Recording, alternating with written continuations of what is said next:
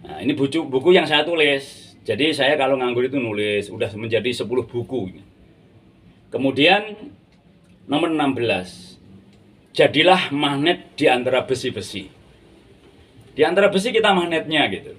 Jadilah orang yang seperti itu, di mana-mana punya daya tarik. Kemudian jadilah matahari di siang hari. Nah, di siang hari kita jadi matahari. Bisa mengubah malam menjadi siang. Matahari itu menyinari pikiran orang, menyinari hati orang, memberi pencerahan. Kemudian matahari itu menyinari, tidak minta imbalan, hanya menyinari. Kemudian matahari itu juga bisa mengubah malam menjadi siang. Nah, kita selain ngasih tahu orang, mencerahi orang, juga bisa ngasih solusi. Jadilah matahari di siang hari, yang menyinari tidak harap kembali. Jadi tidak pamrih, yang penting menyinari, ikut menyinari dunia, ikut menerangkan pikiran orang, ikut menerangi, mencerahkan hati orang, ikut memberi jalan ketuhanan, kebenaran, dan positif pada orang lain. Tadi tidak minta imbalan. Matahari kan nggak minta imbalan. Jadilah rembulan di malam hari. Kalau malam kita jadi rembulan, menerangi di waktu kegelapan, dengan indah, dengan senyuman, ngasih tahu tidak marah, ngasih tahu ikhlas, ngasih tahu dengan senyuman, ngasih tahu dengan keindahan gitu. Menerangi tapi dengan kelembutan, tidak memaksa, hanya menyampaikan gitu. Itulah yang dikatakan jadilah rembulan di malam hari. Jadilah bintang saat kau di langit. Nah, misalnya kita sejak di atas, jadilah bintang sebagai tanda. Oh, bintang itu sebagai tanda. Ada musim kemarau, ada musim penghujan sebagai tanda. Walaupun kecil, dia bersinar, membuat keindahan di langit. Nah, kita sama, dimanapun tempat berada. Walaupun status sosial kita misalnya kecil, namun kita bersinar. Kita membawa ketuhanan, kita membawa kebenaran, kita punya ciri khas tentang kebaikan. Jadilah bintang di dalam kegelapan, di atas bersinar, kecil, banyak sebagai tanda, dimanapun tempat berada. Oh, kalau ada kita, orangnya seneng. Ada kita bersinar, suasananya jadi indah. Jadilah orang yang bisa membuat dimanapun tempat berada, suasananya indah. Nah, kurang lebih kata-kata. Mas Riko, mantap guru, kasih pencerahan buat mereka ini biar ingat sama pencipta. Setuju Kang Mas Riko. Ini kan saya memotivasi, tulislah tentang dirimu. Perjalananmu kau tulis. Habis berbuat ini, kau pengen tulis. Ini dari perbuatan kita. Di mana-mana ditulis, di mana-mana tulis gitu. Jadi kita membuat tulisan ini dari perbuatan kita sendiri. Nah, jadilah hujan di saat kemarau panjang. Di saat kemarau panjang, yang dirindukan hujan. Kita sama. Saat nggak ada kita, orang itu rindu kita. Kehadirannya dinantikan, ketiadaannya dirindukan. Kalau nggak ada kita, orang rindu gitu. Terus kita dinanti-nanti banyak orang. Seperti halnya menanti hujan di musim kemarau. Pas hujan sewenang banget. Pas ada kita sewenang banget. Nah, kayak gitu. Membawanya air, membawanya dingin. Jangan bawa api. Di mana-mana kita dingin. Mencairkan suasana.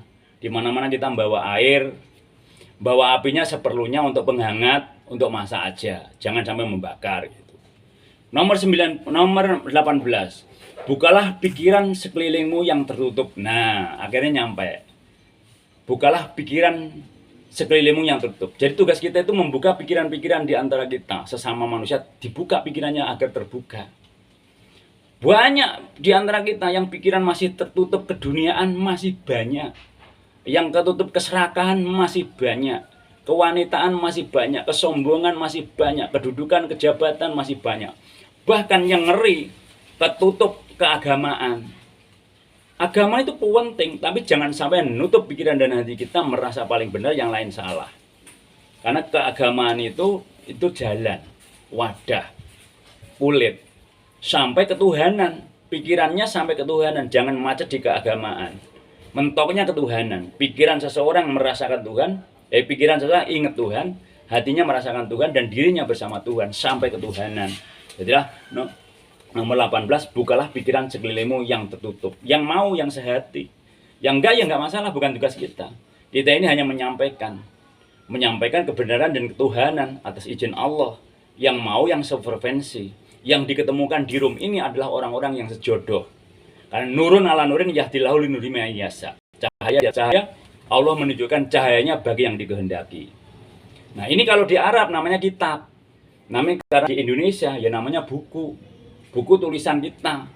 Dalam perjalanan sejarah hidup dijalankan, ditulis, jalankan, ditulis, jalankan, ditulis gitu. Buktikan dulu baru ditulis. Nomor 19. Terangi sekelilingmu hati yang gelap. Nah, membuka pikiran, menerangi hati yang gelap dengan ketuhanan. Bahwa sekeliling kita yang mau yang sehati, terangi tentang ketuhanan, isi dengan ketuhanan. Karena kita bisa melihat ini karena ada cahaya. Hati kita juga akan bisa melihat kalau ada cahaya.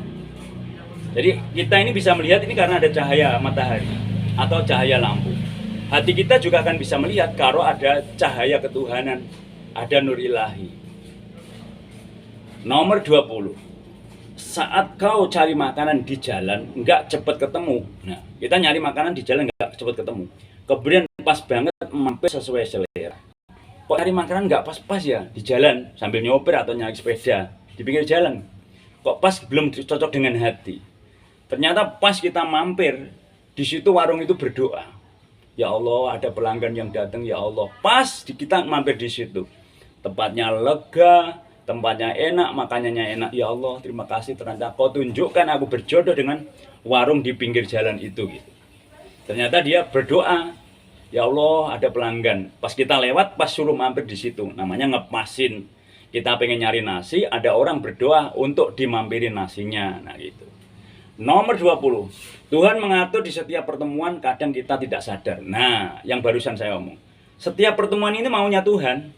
Kita ketemu ini maunya Tuhan, tapi kita kadang nggak sadar bahwa setiap pertemuan itu Allah yang ngatur.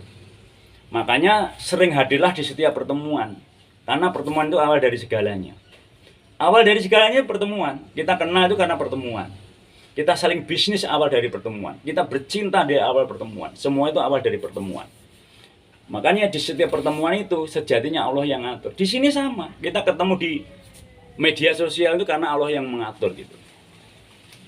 Nggih, Kang Mas Rasul Idola. Assalamualaikum warahmatullahi wabarakatuh. Waalaikumsalam warahmatullahi wabarakatuh. Nggih, Rasul Idola matur suwun. Rahayu Kang Mas. Nggih, Kang Mas. Kang Mas Sanjaya matur suwun nggih. Sehat selalu saling mendoakan Kang Mas. Rahayu Kang Mas Sanjaya Group matur suwun. Kemudian nomor 21. Kalau belum merasakan keadilan Tuhan, itu karena kau belum adil. Jadi kalau kita belum mendapatkan keadilan dari Gusti Allah, itu kita koreksi diri. Ternyata kita belum adil, ya wajar. Kalau belum mendapatkan keadilan dari Gusti Allah. Itu, apalagi kalau ditanya, kamu sudah adil belum dengan ibumu? Ya belum sih, ya wajar. Kalau kamu belum dapat keadilan, kamu dengan ibumu aja nggak adil, nah gitu. Jadi kalau kita belum mendapatkan keadilan dari Tuhan, itu karena kita belum adil. Kalau kita sudah adil, akan mendapat keadilan. Terutama sama ibu yang dinomorsatukan. Gitu. Nomor 22. Adalah dengan ibumu, bapakmu, anak istrimu, dan sekelilingmu, kau akan mendapatkan keadilan. Jadi adil itu sama ibu kita, ayah kita, anak kita, istri kita, dan saudara sekeliling kita adil dulu. Nanti setelah itu kita akan mendapatkan keadilan dari Gusti Allah. 16 April 2017. Itu berarti dalam sebulan nulis itu. Nomor 23. Apa yang kau pelajari saat ini walau belum berguna sekarang suatu saat akan digunakan. Nah, waktu tahun 2017 saya nggak tahu, ini saya baca sekarang. Jadi apa yang kau pelajari saat ini belum tentu nanti digunakan saat ini. Suatu saat akan ada gunanya. Makanya apapun yang kau pelajari saat ini belum tentu berguna saat ini, tapi suatu saat ada gunanya. Nomor 24. Tidak ada perjuangan yang sia-sia, semua waktu yang akan menjawab. Jadi setiap perjuangan itu tidak ada yang sia-sia. Apapun itu. Yang penting berjuang, berbuat baik, banyak menanam, banyak belajar, dan belajar. Tidak ada yang sia-sia itu. Tidak ada perjuangan yang sia-sia. Nanti waktu yang menjawabnya. Untung dulu saya pernah belajar. Untung saya pernah ketemu. Untung saya pernah ngobrol itu. Untung terus. Kalau sudah waktunya. Makanya apapun yang kita perjuangkan, apapun yang kita pelajari, itu semua berguna. Nantinya berguna selama itu baik. Kalau belajar yang nggak baik ya jangan dipraktekkan. Pengen tahu orang nyopet. Tapi ya jangan nyopet, kita hanya pengalaman. Oh, kalau dicopet begitu toh tekniknya orang nyopet. Tapi kita jangan nyopet, supaya kita tidak kecopet karena tahu ilmunya nyopet. Tapi kita jangan nyopet gitu. Makanya apapun pelajari, nanti ada saatnya berguna. Nomor 25, tidak semua orang menguasai intelektual dengan baik, walau pendidikannya tinggi. Nah, ini penting. Jadi intelektual dari menata, berbicara, merangkul, sampai menyelesaikan, itu tidak semua orang itu menguasai, walaupun sekolahnya tinggi. Ada orang yang sekolahnya tinggi, tapi intelektualnya tidak tertata rapi. Ada orang tidak sekolah tinggi, tapi intelektualnya tertata rapi. Ada.